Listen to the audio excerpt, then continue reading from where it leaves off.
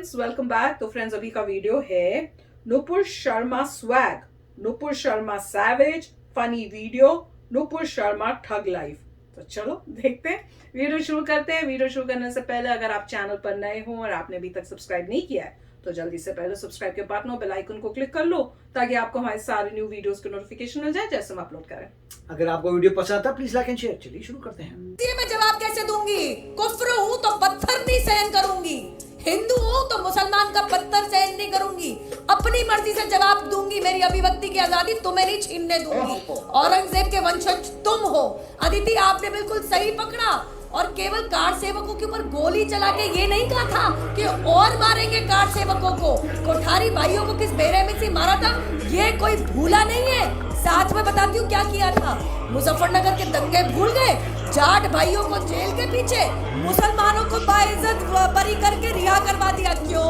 तुम्हारे घर में रहते थे, तुम्हारी असली भाई थे।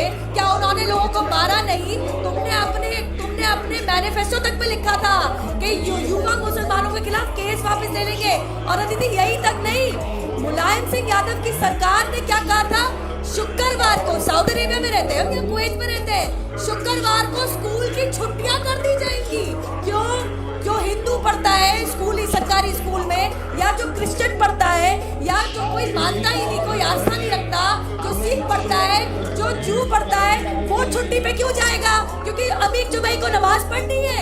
ये कोई तरीका हुआ? और मैं बता दूं, तुम तो मत करो, तुम्हें उद्योगपति नजर आ रहे हैं, टोटी चोर। तुम क्या जानो उद्योग को? तुम यहाँ पे बड़ी बड़ी बात कर रहे हो, मेरे एक सवाल का जवाब नहीं दिया टोटी चोर की पार्टी ने।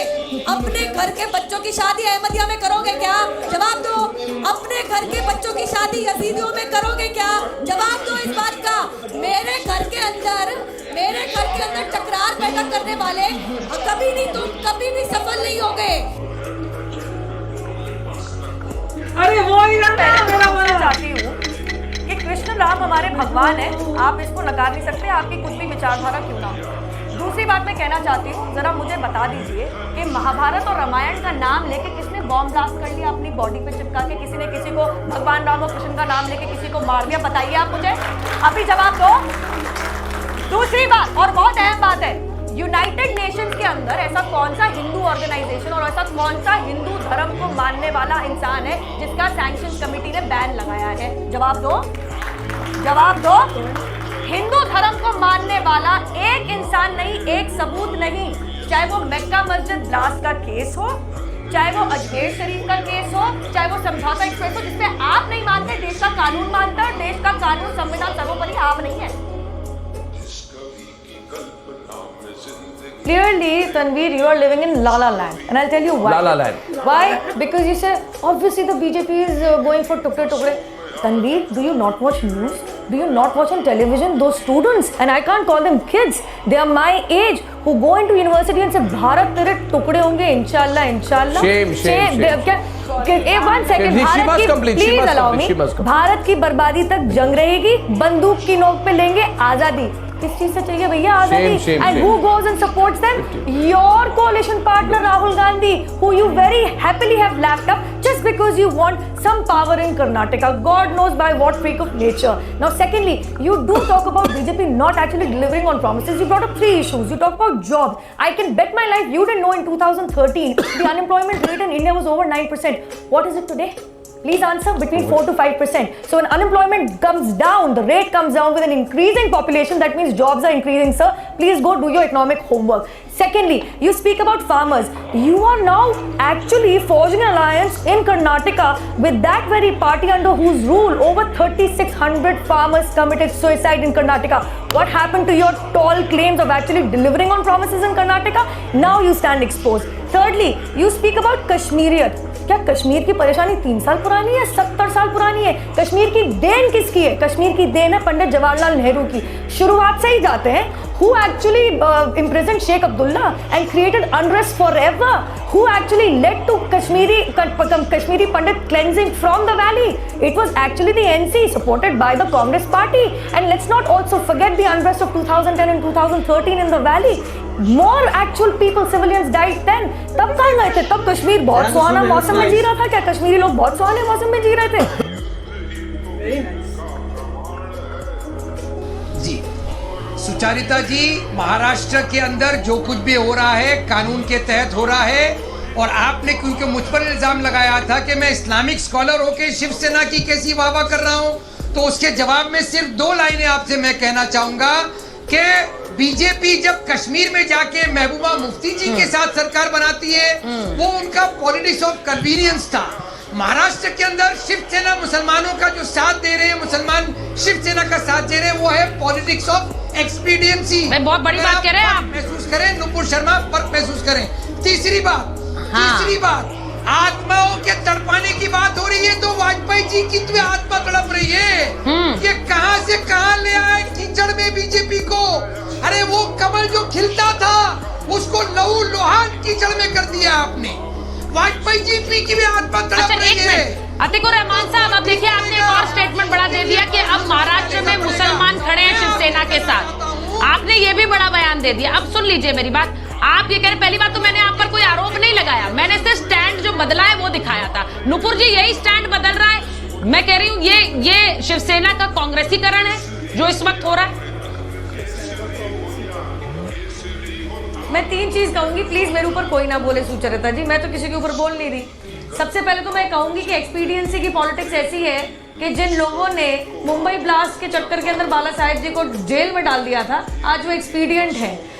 जिनका बकायदा रॉ अफसर इनके सूद एक सार्वजनिक इंटरव्यू में आके कहते हैं कि शरद पवार के डाऊ इब्राहिम के साथ बहुत गहरे लिंक है, उनके साथ हाथ मिला लिया शिवसेना ने। वाह क्या एक्सपीडियंसी, ताली बजाऊंगी इसी एक्सपीडियंसी को शिवसेना की। इसलिए तो पालगढ़ के साधुओं पर लिंचिंग हुई, इसलिए तो उनकी ऐसी बेरहमी से मृत्यु हुई। लेकिन अब मैं 3 चीज कहना चाहूंगी, ध्यान से सुनिएगा। ये कहा गया यहाँ पे कि सीएम की भावना भड़क गई जी, ये कह देने से कि तुम्हारे घर के सामने हनुमान चालीसा पड़ जाएगी। पता है इससे मुझे क्या याद आया? हनुमान जयंती में जब दिल्ली में हनुमान जयंती का शोभा यात्रा निकाली जा रही थी जामा मस्जिद के बाहर से, तो वहां पे मस्जिद के अंदर के जो मुसलमान थे उनकी भावना कैसे भड़की थी। तो आप तो अपने आप को एक्सपोज कर रहे हैं। शायद उद्धव ठाकरे शायद मुसलमान बन गए, शायद शिवसेना के जो प्रवक्ता है उनका यही कहना था। दूसरी बात, अतिकुर रहमान ने क्या कहा शुरुआत में? अंधविश्वास है, 72 हूर मिल जाएंगी अगर जिहाद में सुसाइड कर लोगे, सुसाइड बॉम्बर बना लोगे। ये अंधविश्वास नहीं है। अल्लाह अकबर कर कह के तुम बम फेंक दोगे, आतंक फैला दोगे, ये अंधविश्वास नहीं है। दूसरों का सड़क रोक के 5 बार जुम्मा नमाज पढ़ लोगे, ये अंधविश्वास नहीं है। हनुमान चालीसा पढ़ना बड़ा अंधविश्वास है। ये जो कम्युनल बिगटरी दिखा रहे हैं ना, ये अपने घर में रखे, टीवी पे सार्वजनिक करने की जरूरत नहीं है। और तीसरा क्या कहा गया कि सीएम के घर पे बाहर सड़क रोक दी। क्यों? जब आप 5 बार नमाज जो पढ़ता है, जुम्मा नमाज जो करता है, आप उसको परमिशन देते नहीं हो, आम जनता का रास्ता वो रोकता है, तब क्या आम जनता की जिंदगी रोजमर्रा की त्रस्त नहीं होती? क्या मुख्यमंत्री तुम्हारे भगवान ने भेजे हैं क्या ऊपर आसमान से नीचे? मैं एक बार बताती हूँ कि कल कोर्ट ने जो टिप्पणी की, नुपुर जी आपने जो बात कही है, अतिकुर रहमान साहब, प्रतिमा जी जरा इसे। तो फ्रेंड्स, आज हमने ऐसी क्लिपिंग्स देखी हैं इनकी डिफरेंट डिबेट्स की, और आज इनके बारे में कुछ पता चला है। नहीं तो पहले हमें आइडिया नहीं था कि ये किस टाइप से बात करती हैं, क्या इनके थॉट्स है। But I liked her, no matter what anybody believes, from what she was speaking, the way she was speaking, बहुत अच्छा लगा कि she is standing up and she is speaking her thoughts very freely and frankly. और जिस तरह से वो जवाब दे रही थी, मुझे इसमें कोई बुराई नहीं लग रही थी। क्यों? क्योंकि उन्होंने यही बोला कि भैया आप देखो कौन गलत काम करता है, किस नाम से बोलते हैं, क्या करते हैं, और आप जो जब आपको वो चीजें दिखती हैं तो आप फिर दूसरा गेम करके दूसरा अपना कार्ड खोल लेते हो। तो वो सब वो बता रही हैं, और अलग अलग सिचुएशंस में उन्होंने इतना बढ़िया बोला ना, कमाल का बोला, मजा ही आ गया। काफी अच्छी, तभी वो स्पोक्समैन बनाई गई थी। वो स्पोक्समैन इसलिए थी क्योंकि बहुत अच्छे तरीके से कम्युनिकेट कर पा रही हैं और डिबेट कर रही हैं, इसलिए उनको स्पोक्समैन बनाया था। अब पॉइंट ये है कि अल्टीमेटली वो खुद भी, अगर मान लीजिए अभी तो था कि बीजेपी ने सस्पेंड किया है और दूसरे भाई साहब को तो मेरे ख्याल से बीजेपी से निकाल दिया था, मगर अगर मान लीजिए ये सस्पेंशन कभी ना कभी कैंसिल होती है, वापस आ जाएंगे तो ठीक हो जाएगा। मगर अगर मान लीजिए वो इस पार्टी से मतलब बाहर कर दी जाती हैं तो वो एज ए इंडिपेंडेंट भी लड़ सकती हैं पॉलिटिक्स में, राइट? और डिबेट्स में तो फिर भी आ सकती हैं। अगर कोई बंदा मतलब काफी अच्छा है बोलने में, यही एक क्वालिटी चाहिए होती है पॉलिटिक्स में आने के लिए। तो वो इंडिपेंडेंटली भी पॉलिटिक्स में आ सकती है और बाद में जब लोग वोट करके जिताएंगे तो वो बाद में वापस ज्वाइन कर सकती है बीजेपी एक्सेट्रा, क्योंकि तब आपको वैलिडेशन मिल गया लोगों का। बिल्कुल। पॉइंट ये होता है कि फिर लोग बोलेंगे देखो डेमोक्रेसी है, उन्होंने जो भी है लड़ी, इलेक्शन लड़ा और वो जीत गई। अगर ये सारा हाइपोथेटिकल है, अगर वो इंडिपेंडेंटली खड़ी होती हैं, जीत जाती हैं, फिर लोग बोलेंगे देखो भैया इसमें लोगों की जो मत है उससे काम हो रहा है, उसको आप रोक नहीं सकते, लोगों का सपोर्ट मिला। और अदरवाइज अगर जिंदगी में अगर कोई लॉ एंड ऑर्डर ब्रेक करता है दूसरी बात है। तो यहाँ पे जो है लॉ एंड ऑर्डर की सिचुएशन की बात नहीं थी, किसी ने कोई थॉट बोला ऑन द बेसिस ऑफ जो टेक्स्ट उनको मिले थे, जो टेक्स्ट कंट्रोवर्शियल थे।